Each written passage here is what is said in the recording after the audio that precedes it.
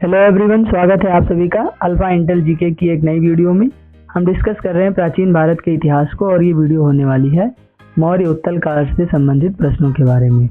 मौर्य काल से संबंधित प्रश्नों की वीडियो अगर आपने नहीं देखी है तो आई बटन पर आपको लिंक मिल जाएगा, वहाँ से वो वीडियो आप देख सकते हैं। वीडियो में आगे बढ़ने से पहले एक छोटी सी रिक्वेस्ट है, अगर आपने चैनल को सब्सक्राइब नहीं किया है तो सब्सक्राइब जरूर करिए। पहला प्रश्न है, निम्नलिखित में वह महानतम कुषाण नेता कौन था जो बौद्ध बन गया था?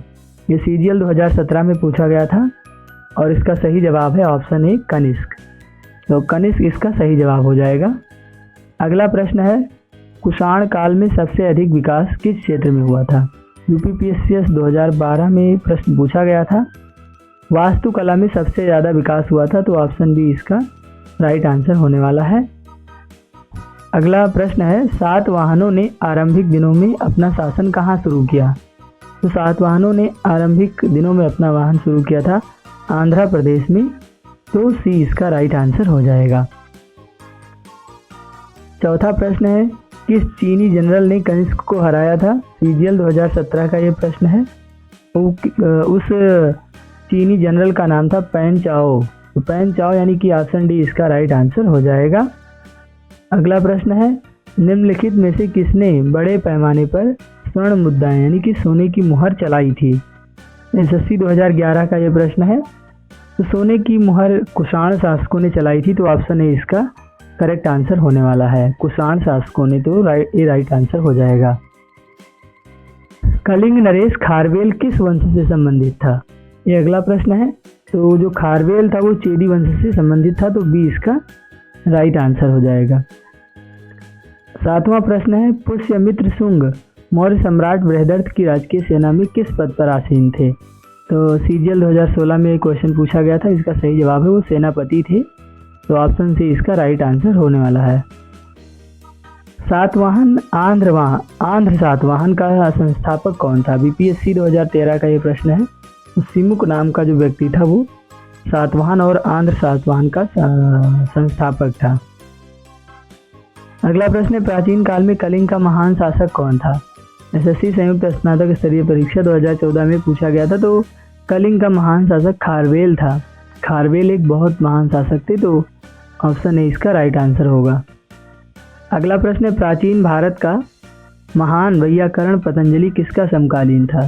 सीएचएसएल 2016 का ये प्रश्न है। तो पुष्यमित्र शुंग के समकालीन थे, तो बी इसका राइट आंसर हो जाएगा।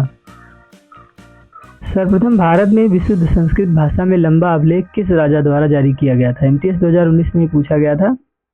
तो राजा रुद्रदमन जो थे उनके द्वारा ये संस्कृत भाषा का अभिलेख जारी किया गया था, तो सी इसका राइट आंसर हो जाएगा। अगला प्रश्न है, भारतीयों के महान रेशम मार्ग किसने आरंभ किया था?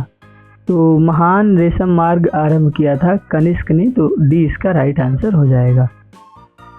अगला प्रश्न है, उत्तरी तथा उत्तरी पश्चिमी भारत में सर्वाधिक संख्या में तांबे के सिक्कों को किसने जारी किया था? एनटीपीसी 2016 का ये प्रश्न है। तो कुषाणों ने तांबों के सिक्कों को जारी किया था। अगला प्रश्न है, अंतिम मौर्य सम्राट बृहदर्थ की हत्या कर किसने शुंग वंश की स्थापना 185 ईसा पूर्व में की थी? तो इसका राइट आंसर है ऑप्शन बी पुष्यमित्र ने। अगला प्रश्न है, चरक और नागार्जुन किसके दरबार की शोभा थे? तो कनिष्क में ये दरबारी थे, तो ऑप्शन सी इसका राइट आंसर हो जाएगा। 16वां प्रश्न है, शक संवत का प्रारंभ किस सम्राट के शासनकाल में 78 ईस्वी पूर्व हुआ था? एनटीपीसी 2016 का यह प्रश्न है। तो कनिष्क के शासनकाल में हुआ था, तो डी इसका राइट आंसर हो जाएगा। अगला प्रश्न, निम्न में से कौन सी कला शैली भारतीय और ग्रीक यूनानी शैली का सम्मिश्रण है? तो गांधार शैली जो है, तो ऑप्शन ए इसका राइट आंसर होगा।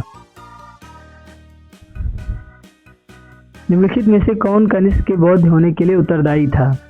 तो कनिष्क के बौद्ध होने के लिए जो उत्तरदायी था वो था अश्वघोष, तो बी इसका राइट आंसर होगा। अगला प्रश्न, तक्षशिला विश्वविद्यालय कहाँ स्थित था? तो तक्षशिला विश्वविद्यालय पाकिस्तान में स्थित था, तो ऑप्शन सी इसका राइट आंसर होगा।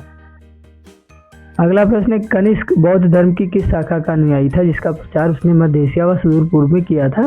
तो वज्रयान शाखा का अनुयायी था, महायान शाखा का अनुयायी था, तो डी इसका राइट आंसर हो जाएगा। कनिष्क के शासनकाल की सर्वाधिक महत्वपूर्ण घटना कौन सी थी?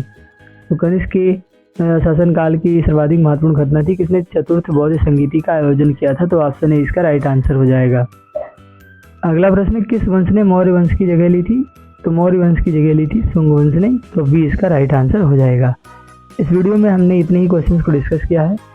पार्ट सेकंड में हम बाकी क्वेश्चंस को डिस्कस करेंगे। ये क्वेश्चन काफ़ी इंपॉर्टेंट होते हैं। ऐसे ही जीके की वीडियोस का नोटिफिकेशन पाने के लिए आप हमारा चैनल सब्सक्राइब जरूर करिए।